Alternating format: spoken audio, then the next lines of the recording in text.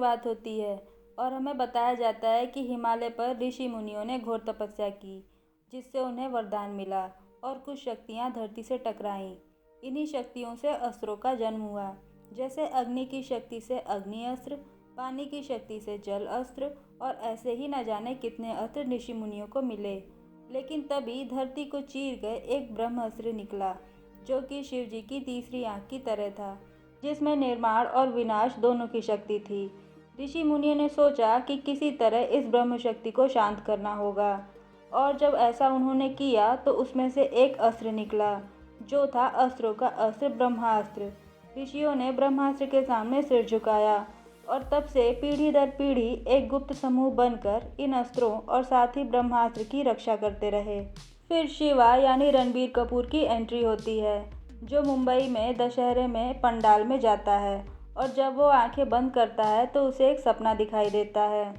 सपने में उसे मोहन भार्गव यानी शाहरुख खान दिखाई देता है, जो कि एक साइंटिस्ट है, और वो अपने छत पर कुछ काम कर रहा होता है कि तभी वहाँ दो गुंडे जोर और अफ्तार नाम के आ जाते हैं, जो उससे किसी चीज़ की मांग कर रहे होते हैं। लेकिन मोहन भार्गव उन्हें कुछ नहीं देता और एक पायल पहनकर उन दोनों के साथ लड़ाई करने लगता है। दरअसल ये कोई मामूली पायल नहीं थी, ये एक वानर अस्त्र था, और मोहन वहाँ से भाग जाता है। बाद में जब वो वापस आता है तो एक दूरबीन, जो कि एक माया अस्त्र है, उसे खोलता है, जिसमें किसी चीज़ का एक टुकड़ा रहता है जो उन गुंडों को चाहिए होता है।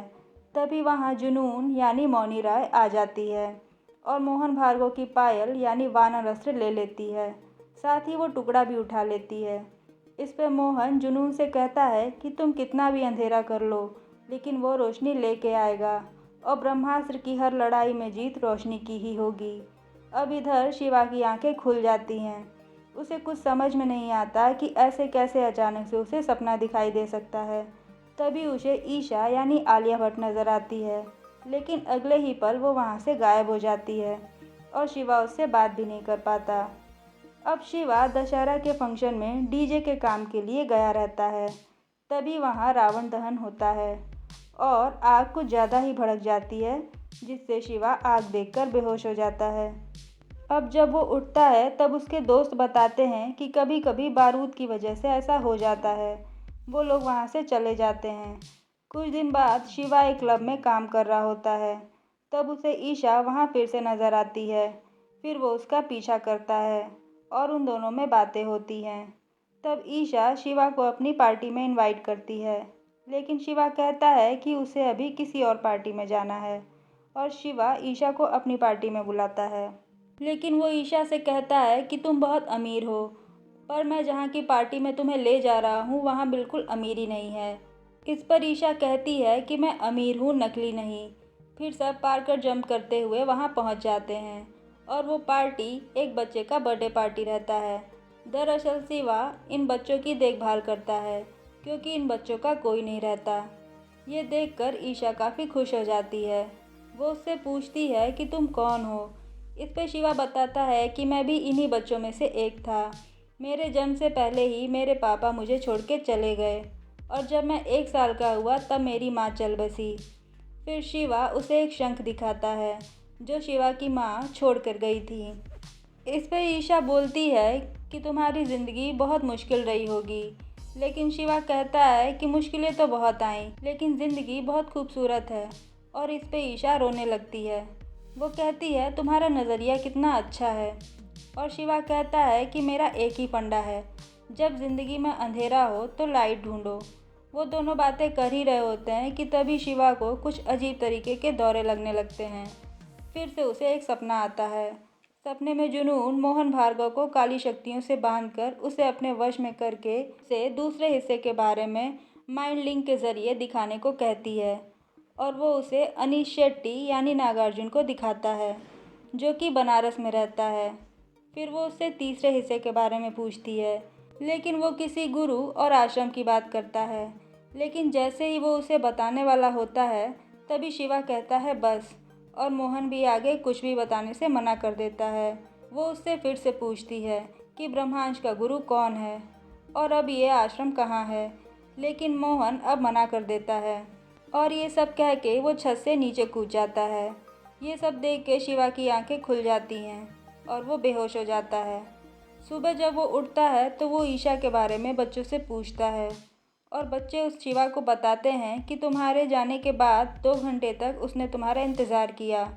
उसका घर लंदन में है, लेकिन वो अभी अपने दादाजी के यहाँ मुंबई में है और अब वो हमारी फेसबुक फ्रेंड भी है। शिवा फेसबुक पर देखता है कि ईशा के यहाँ काली पूजा रखी गई है और वो वहाँ जाता है।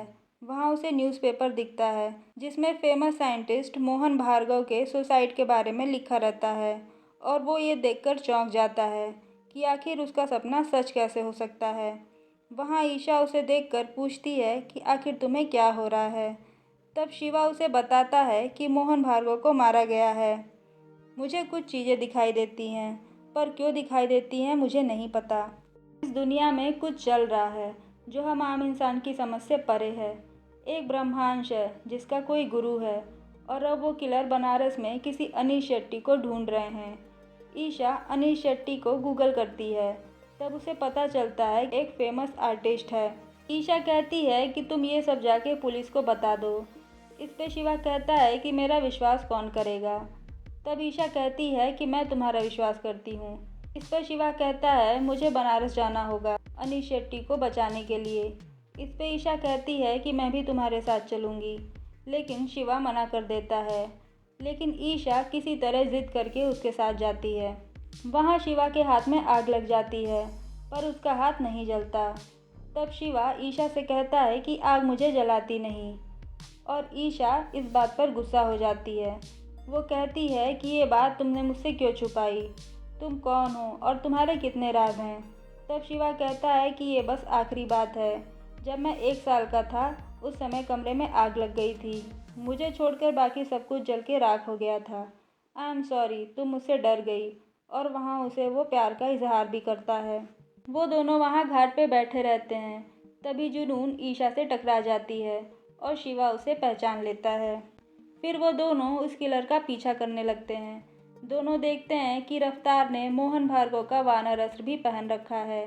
शिवा अनीश को सब कुछ बताता है। जैसे उन्होंने मोहन भार्गव को मार दिया वैसे ही वो आपको भी मारकर वो अस्त्र का टुकड़ा ले लेंगे। इस पे वो पूछता है कि तुम्हें ये सब बातें कैसे पता।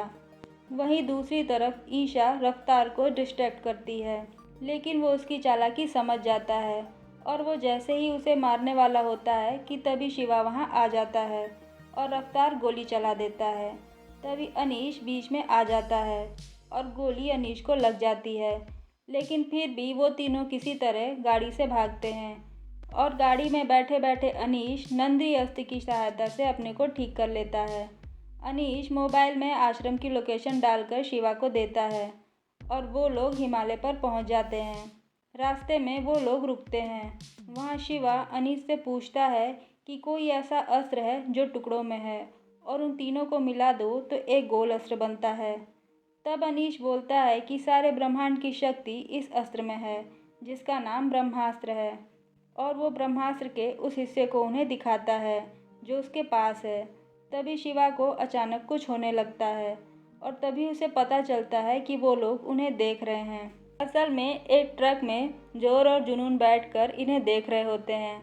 वहाँ अनीश ब्रह्मास्त्र का वो हिस्सा ईशा और शिवा को देता है और खुद उन तीनों को रोकने के लिए वहाँ रुक जाता है।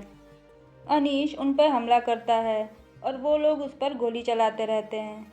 अनीश उनका ट्रक खाई में फेंक देता है और साथ ही वो भी नीचे गिर जाता है।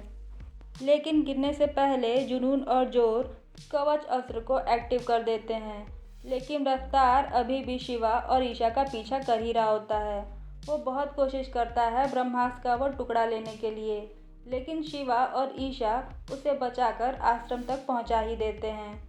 वहाँ ईशा शिवा से कहती है कि वो भी उससे प्यार करती है, लेकिन तभी वहाँ रफ्तार आ जाता है और ईशा को मारने ही वाला होता है कि तभी शिवा ज़ोर से चिल्लाता है और उसके हाथ से बहुत भयंकर आग निकलती है और रफ्तार वहीं मर जाता है और शिवा बेहोश हो जाता है। तब उसे सपना आता है कि उसकी माँ उसे लोरी सुना रही है, लेकिन तभी अचानक घर में आग लग जाती है। उसकी माँ आग में जल जाती है। वो देखता है कि जुनून एक बहुत बड़ी मूर्ति से, जिसके हाथ में त्रिशूल है, उससे और ताकत मांग रही होती है। ताकि वो बाकी 2 टुकड़े ब्रह्मास्त्र के खोद सके और उसे दोबारा जिंदा कर सके। और वो मूर्ति उसे एक लाल कलर का पत्थर देती है और तभी शिवा की आंखें खुल जाती हैं। तभी ब्रह्मांड के गुरु रघु यानी कि अमिताभ बच्चन की एंट्री होती है, जो बाकी ब्रह्मांड के मेंबर को इकट्ठा करके उन्हें चौकन्ना रहने के लिए कहते हैं। अब जब शिवा उठता है तो ईशा उसे आश्रम के 5 नए मेंबर से मिलवाती है। आश्रम में एक बोट भी होती है और केवल उसी पर फोन के सिग्नल भी आते हैं। अब शिवा गुरु से मिलता है।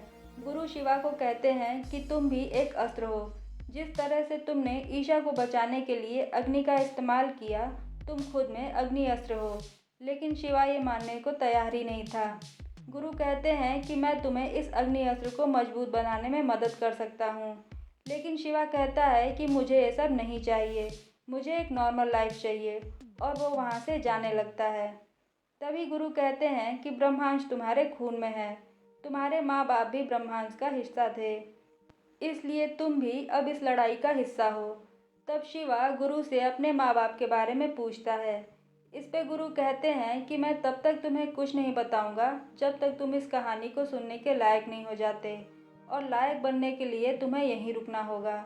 इस पे शिवा वहाँ रुक जाता है, लेकिन गुरु ईशा को वहाँ से जाने के लिए कहते हैं और ईशा वहाँ से चली भी जाती है। शिवा सपने में देखी गई हर बात गुरु को बता देता है, लेकिन शिवा से अग्नि अस्त्र नहीं चलाया जा रहा होता। तब गुरु उससे कहते हैं कि किसी भी अस्त्र को ऑन करने के लिए पहले चलाने वाले को ऑन होना पड़ता है। सबका एक बटन होता है, तुम अपना बटन ढूंढो। अब ट्रेनिंग के बाद शिवा उस बोर्ड पर जाकर बैठ जाता है। तो वो देखता है कि उस पर अमृता और देव लिखा है। अगली सीन में वो सो रहा होता है, तभी उसे सपने में ईशा दिखाई देती है। दरअसल ईशा शिवा के घर उसकी माँ का दिया हुआ शंख लेने गई थी। तभी वहाँ जोर आ जाता है और उस पर हमला करने लगता है, और ईशा उसके हाथ में नंदी अस्त्र देखती है।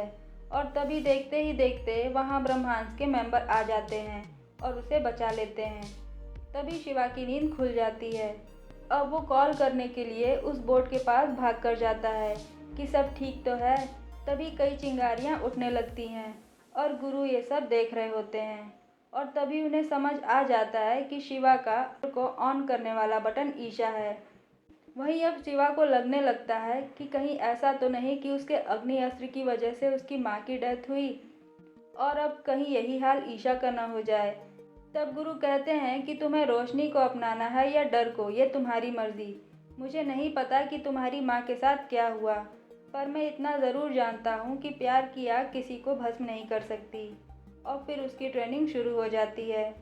ट्रेनिंग खत्म होने तक वो अग्नि अस्त्र में काफ़ी निपुण हो जाता है, लेकिन वो बिना चिंगारी के आग नहीं बना सकता। तो गुरु उसे एक लाइटर दे देते हैं। अब गुरु सबको माया अस्त्र दिखाते हैं। वो अपने उस्ताद के खून से ही अपने असली रूप में आती है, और वो अपना खून डालकर उसे दिखाते हैं। वो बताते हैं कि ब्रह्मास्त्र के टुकड़े आज से 30 साल पहले तक टुकड़े नहीं थे।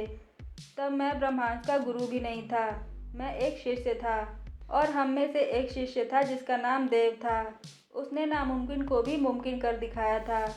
उसने एक नहीं बल्कि कई अस्त्रों पर काबू पा लिया था, लेकिन उसका सबसे शक्तिशाली अस्त्र था अग्नि अस्त्र। इसलिए सब उसको प्यार से अग्निदेव बुलाने लगे। लेकिन उसकी मंशा कुछ और ही थी। उसे ब्रह्मास्त्र चाहिए था, क्योंकि वो ब्रह्मदेव बनना चाहता था। ब्रह्म अंशों का काम ब्रह्मास्त्र को शांत करना था, लेकिन देव ने मुख्य सदस्यों को हराकर ब्रह्मास्त्र को छीन लिया, और अब ब्रह्मास्त्र जाग उठा था, और वो ब्रह्मास्त्र के लिए पूरी दुनिया की बलि देने को भी तैयार हो गया था। तब देव के साथ ब्रह्मास्त्र की आखिरी लड़ाई हुई अमृता के साथ। उसने ब्रह्मास्त्र के 3 टुकड़े कर दिए। जिस द्वीप पर देव और अमृता की लड़ाई हुई उसे समुद्र निगल गया, और हमें बस एक नाव मिली जिस पर ब्रह्मास्त्र के 2 टुकड़े मिले। तीसरा हिस्सा लड़ाई में ही कहीं खो गया। शिवा पूछता है कि अमृता और देव का क्या रिश्ता था। तब गुरु बताते हैं कि वो दोनों एक दूसरे से प्यार करते थे, और अमृता माँ बनने वाली थी। ब्रह्मास्त्र की आखिरी लड़ाई 2 प्यार करने वालों के बीच हुई थी।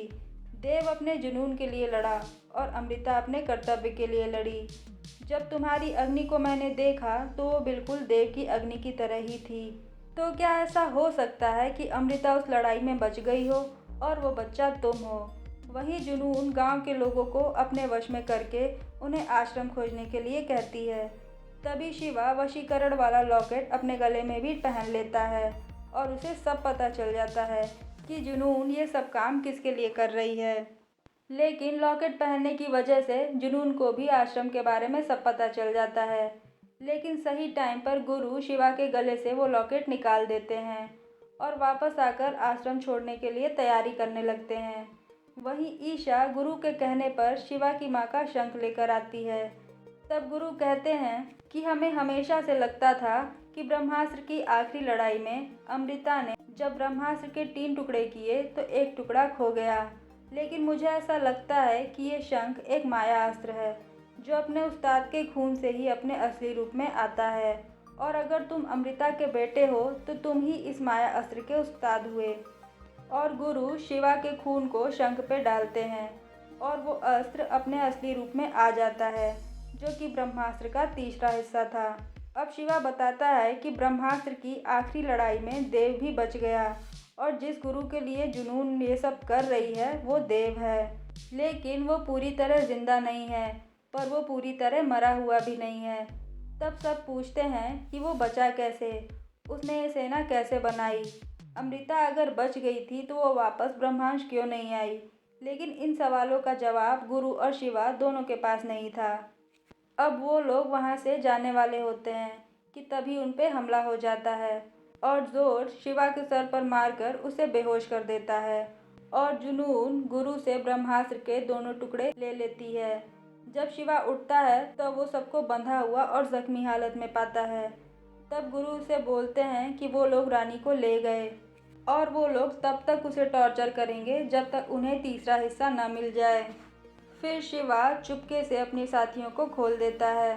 फिर वो ब्रह्मास्त्र के टुकड़े को हवा में उछाल देता है और लाइटर की चिंगारी से आग लगा देता है और फिर लड़ाई यहाँ शुरू हो जाती है। लेकिन जुनून जल अस्त्र की सहायता से बारिश कर देती है और आग बुझ जाती है। जुनून उनसे ब्रह्मास्त्र छीनने ही वाली होती है कि तभी वहाँ बाकी साथी आ जाते हैं। लेकिन फिर भी तीसरा हिस्सा जुनून को मिल जाता है। ये देखकर ईशा बाकी 2 हिस्से जो जुनून ने हवा में टांग रखे थे उन्हें लेकर भागती है और लड़ाई में ही गुरु जोर को मार देते हैं। वहीं भागते भागते जुनून ईशा और टेंजो जो कि वायु अस्त्र चला रहे होते हैं उन्हें पकड़ लेती है और उन्हें मारने लगती है। लेकिन तभी शिवा वहां आ जाता है और लड़ाई में जुनून खाई में नीचे गिर जाती है और सब सोचते हैं कि अब सब कुछ सही हो गया। लेकिन जुनून टेंजन को मारकर ब्रह्मास्त्र के टुकड़ों को जोड़ देती है जिससे ब्रह्मास्त्र जाग जाता है और तबाही छा जाती है। लेकिन शिवा एक चमत्कार कर देता है। असल में ब्रह्मास्त्र शिवा की अग्नि से काबू में आ जाता है और वो शांत कर दिया जाता है। लेकिन जंग अभी खत्म नहीं हुई थी। ब्रह्मास्त्र के जुड़ने से देव भी जिंदा हो जाता है और मूवी यहीं खत्म हो जाती है और स्क्रीन पर लिख के आता है पार्ट 2 देव। यानी नेक्स्ट पार्ट में अमृता और देव की कहानी दिखाई जाएगी जिनके चेहरे अभी तक दिखाए नहीं गए हैं। अगर वीडियो अच्छा लगे तो लाइक शेयर और सब्सक्राइब ज़रूर करें।